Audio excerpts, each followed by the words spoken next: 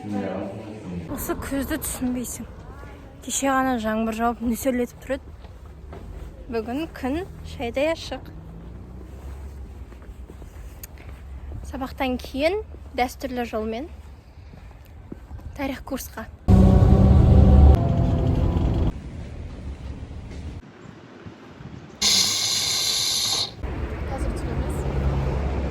Одеваются как-то более классически, сдержанно, а аналог...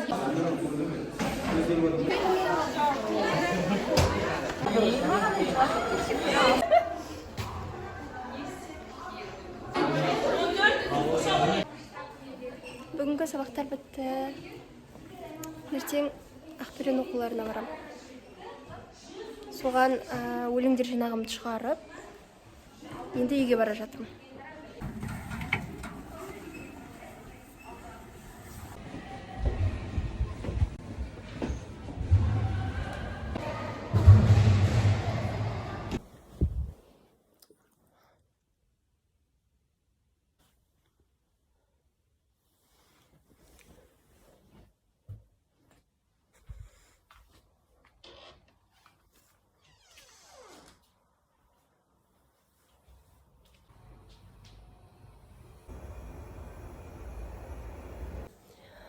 Бүгін жарысқа барамыз, сондықтан сабаққа бармайым.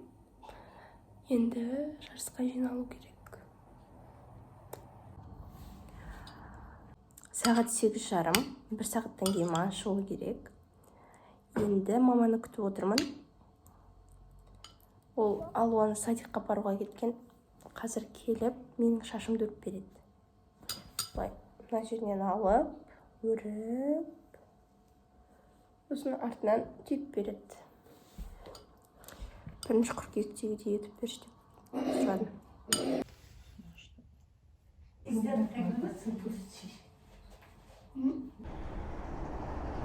Арман жолы, Альбина Болатова. Алатаудың асқарындай асқақ менің арманым. Заңғар шыңға шығар жолда қажымадым, талмадым. Сағым сынып қалса дағы талпынармын тырысып. Ойлай жүрмін күнде өз ойыммен жолсып. Жаңашылдық қалап тұрар, ғазиз жаным жадырап. Мақсатыма бағыт алып, келемін мен арнап. Түн артынан күн келеді, көктен жарық енеді. Адал еңбек жемісінің пісер сәті келеді. Бүгінгі күш, ертеңгі күн, жеңісін де бағалар. Тәртіп, талап арқасында берік мінез қаланар. Уақыт жүйрік, бош жүргенмен сенделгенге төзбейді. Әсем көңіл, ақ ниетім, асқар шыңды көздейді. Ұмыт болмас, бағаланар, ақталады бар күшім. Алдамшы кез екендігін аңғарып ал, дәл түсін. Жұлдызды сәт келген күні айтатын сөз қайталап, арманыма қолым жетті, жаным енді жай табады. Бүгін осы өлеңді оқып берем жарысқа. Қазір мен аялдамада автобусты күтіп тұрмын.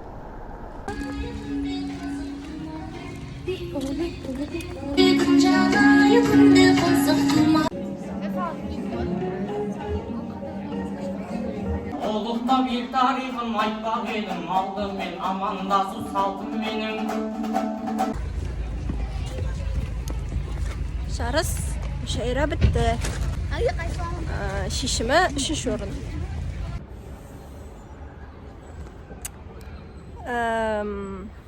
Тарихқа бардым, жарысқа бардым, Ақберен. Енді ағылшынға келдім, ертерек келіп қойдым кішкене, сондықтан ағылшынның алдында жатырмын. Аспан керемет болып тұр. Міне.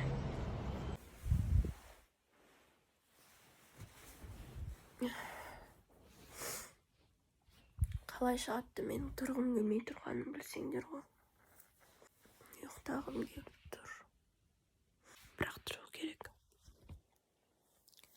Сенбіге арнаған көп жоспарлар бар.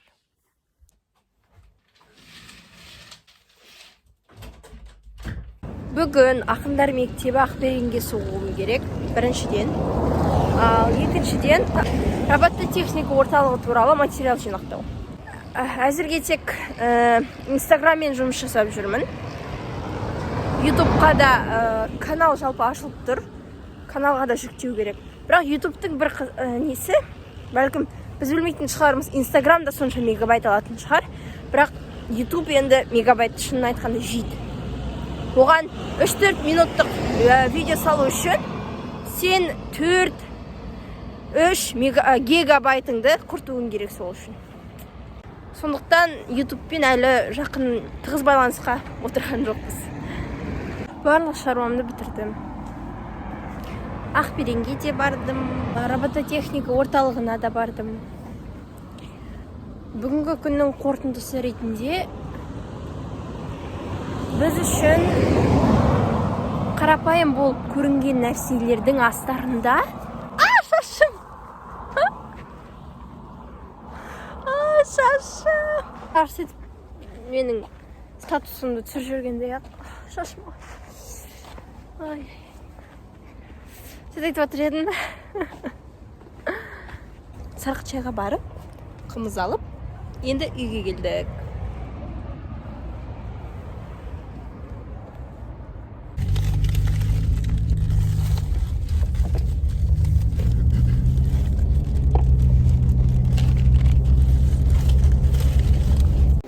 Дауыс.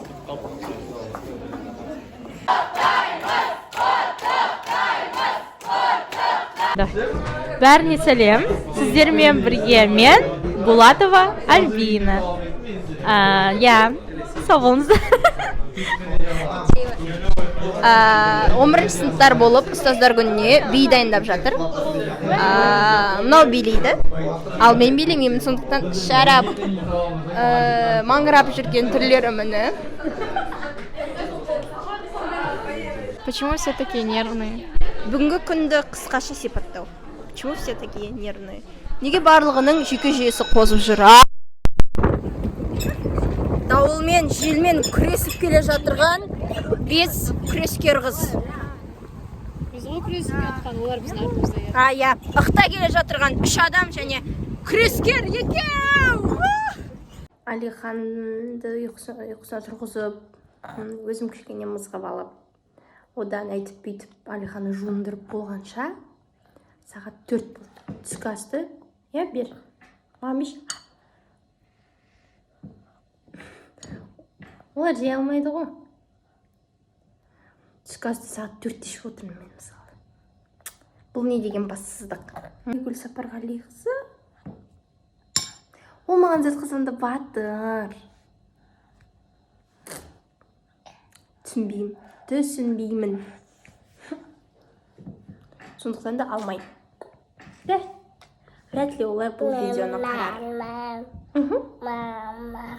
Мама жоқ, күтіп отырмыз. Маған 5-те ағылшын. Күтіп отырмыз маманды. Дублер күні білмеймін кім болатынымды. Ағылшыннан бергім келіп тұр, бірақ ағылшыннан бір пәнен 2 кісі беруге болмайды деген. Бір сабаққа 2 кісі кірмесін деген. Ал Айсара ағылшыннан бергісі келеді. Міне. Енді түптің түбінде мен қазақ тілі әдебиеттен беретін сияқтымын. Бірақ өзім жіті меңгермеген сабақ бергім келмейді. Мысалы. Білмеймін. Көре жатармыз.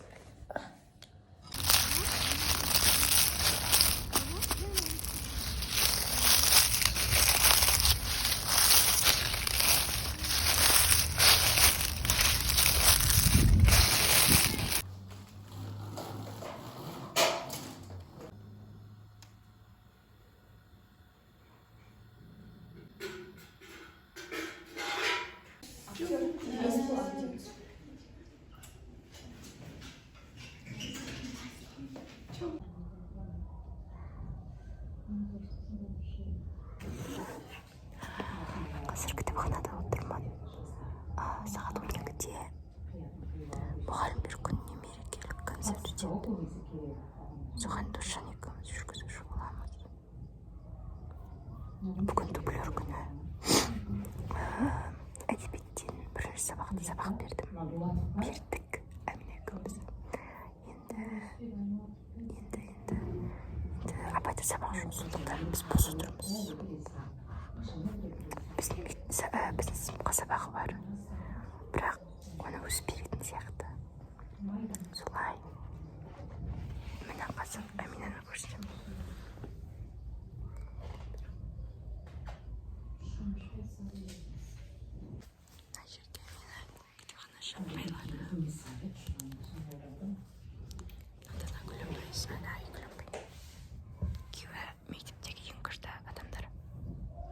Ема, айданаға дискут. Досжан Мұханұлының сабағы өтіп жатыр, информатика сабағы. Оқушылары жанында, иә?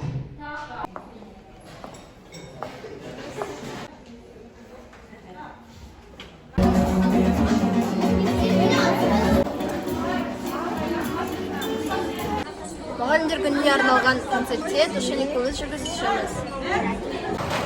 Болды. Нячомский концерт болды. Аппаратура деймін. Шүкір енді. Бөлі билет тістеге алып дейсің. Марапатта болып отыр қазір. Мен үйге келіп тамақ ішедім. Өзімнің қазір курсқа кетемін.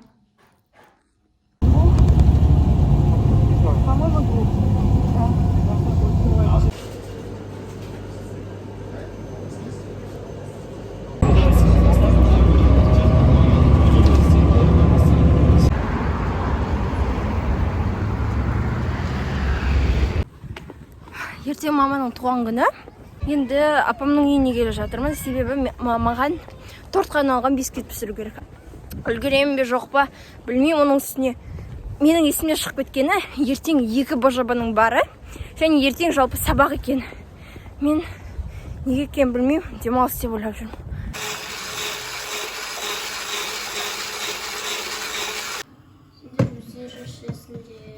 Кімдер?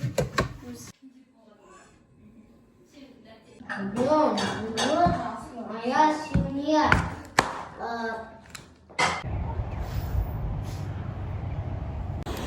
Автобус әлі жоқ. Ал мен ұшып қалдым. Бүгін маманың туған күні, сондықтан ертерек кетуге бел байладым. Мектептен мұғалімдер қарамаса, мынаны мектептен қашып бара жатырмын. Қашудың сендерге бір лайфхагын айтайын. Біздің мектепте жалпы мына жақта үлкен блок, иә. Мына орталық блок, бұл жерде асхана, спортзал деген секілді нысандар орналасқан. Ал мына блокта кішкентайлар блогы, яғни ол жерде бастауыш сыныптар оқиды. Мен мектептен қашқанда сол блокпен шығып кетемін. Бір жаңалық, мектеп әкімшілігі 11-ші сынып оқушыларына кеш өткізуге рұқсат берді. Кеш дегенде қалай дискотека өткізуге. Негізі ондай жалпы сергіту кештерінің, дискотекалардың сабақтан бөлек болып тұрған қалап едім. Жалпы кім қаламайды, иә? Бірақ бір түрлі сол туралы жариялағаннан кейін ойланып қалдым. Мен ол жерде көңіл көтере аламын ба деген сияқты. Себебі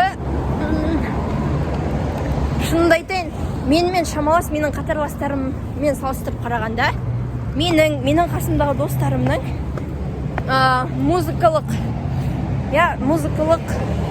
айтады ғой, вкусымыз, предпочитаниямыз оларға қарағанда бөлек.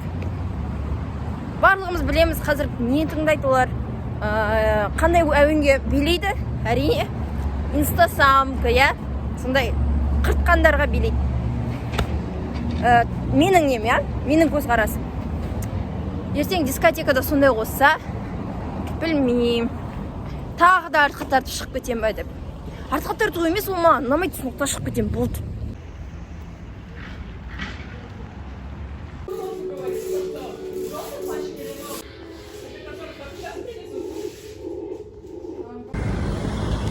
Алдым, кірді. Мындай шағын қарапайым букет шықты. Әрине менің анам бұдан да жақсысын алайық. Бірақ сонда да ақшам жеткеніне. Болашақта өзім табыста болған кезде бұдан да жақсысын алып беремін. Әзірге тек осы.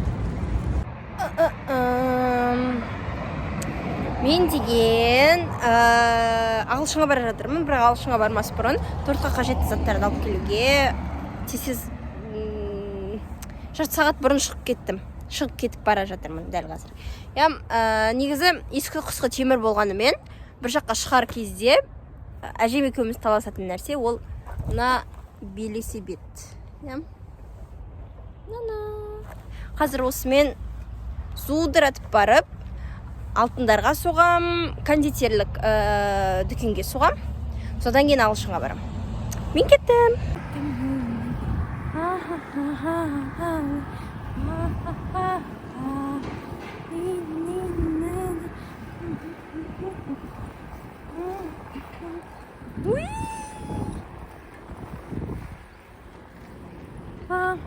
Часов с Богом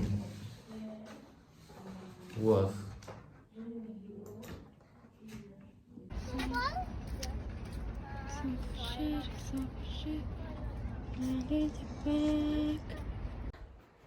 Құдайым-ау, жеттім ғой үйге. Жеттім-ау үйге.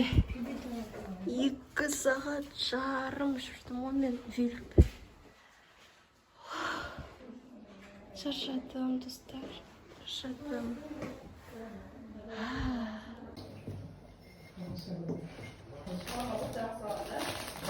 Қонақтар жалпы келді, олар үлкен жақта тамақ ішіп отыр. Мен мына жақта келген букеттерді, гүл шоқтарын ашып, минималистік түрде компактный етіп жасап қойдым. Мінекей. Та-дам!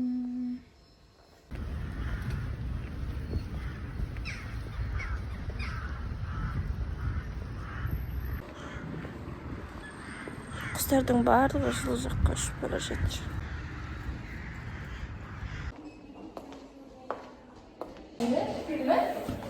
Мектептен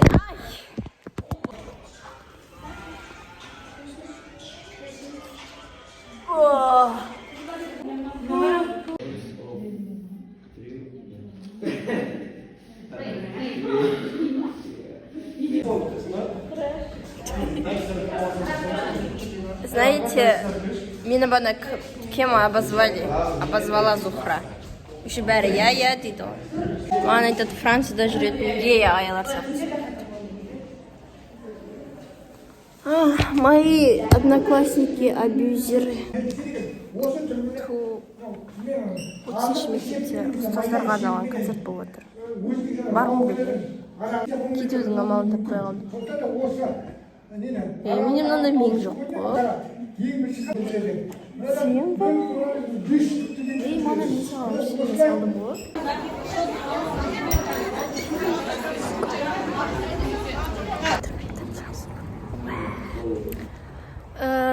Алуаны балабақшадан алып келуге бара жатырмын. Бүгін мен үшін сәтті күн дейін бе? Жоқ, сәтті емес. Мен үшін оңай күндердің, еркін күндердің бірі. Себебі бүгін ешқандай курста жоқ, бүгін мектептен кейін сабақ бітісімен үйге келдім. Тренировкада жоқ бүгін. Сабонимдар жарысқа кеткен, чемпионатқа. Қоғамдық көліктің ішінде тұрған едім. Клон ғой. Содан деп алма-домалап аяғыма келіп түсті. Естерім білген жоқ, алып кетті.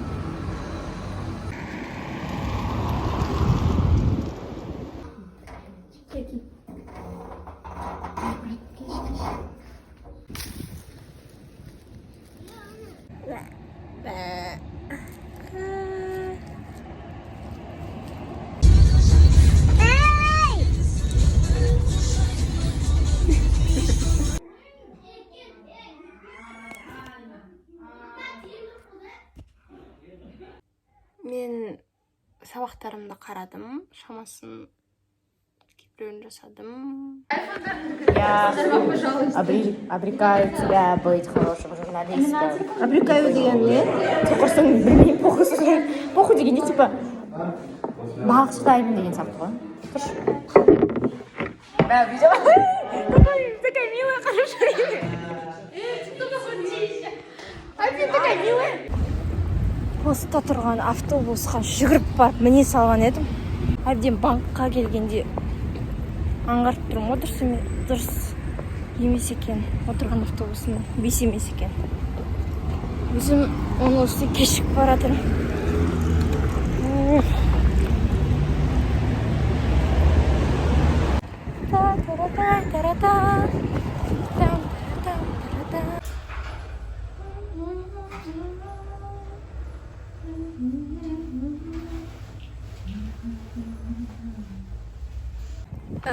Сіздерге бір қызық факт айтайын ба? Менің киінген киімім осындай, иә? Енді айтайын, бұл киімдердің қайдан шыққан. Басындағы беретка бұл ауылға барып, шкафта киілмей жатқан. Нағашыларымның үйінде шкафта киілмей жатқан беретка. Мына шарф маманыкі. Маманың қаншама жыл бойы тағып шыққан шарфы. Мына плащ үстімдегі, бұл да нағашы әжемдікі. Ол сандықта жатып қалған плащ. Яғни жаңа, бірақ нағашы әжем кимеген плащ. Үстімдегі кофта. Түсінікті ғой, кофта. Ол маманыкі. Және джинсы. Джинсыйды маған кітапханашы апай сыйлады. Сонда аяғымдағы етік қана өзімдікі. Және очки.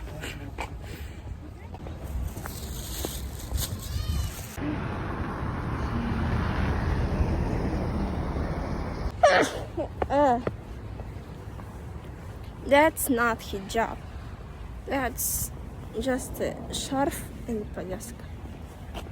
Бүгін курстан пробный тапсырам.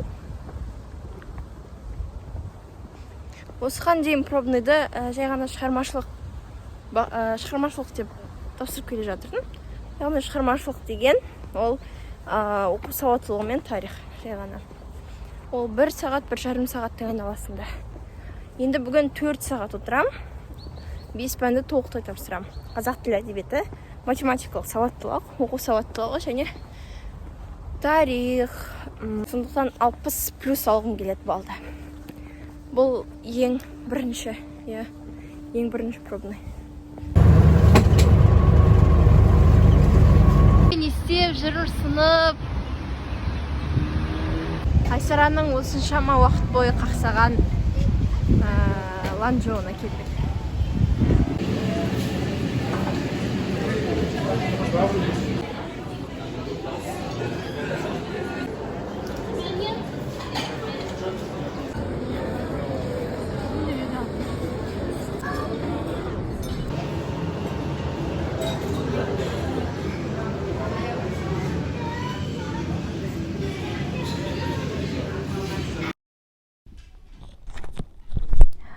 Видеоны өңдеу барысында байқағаным,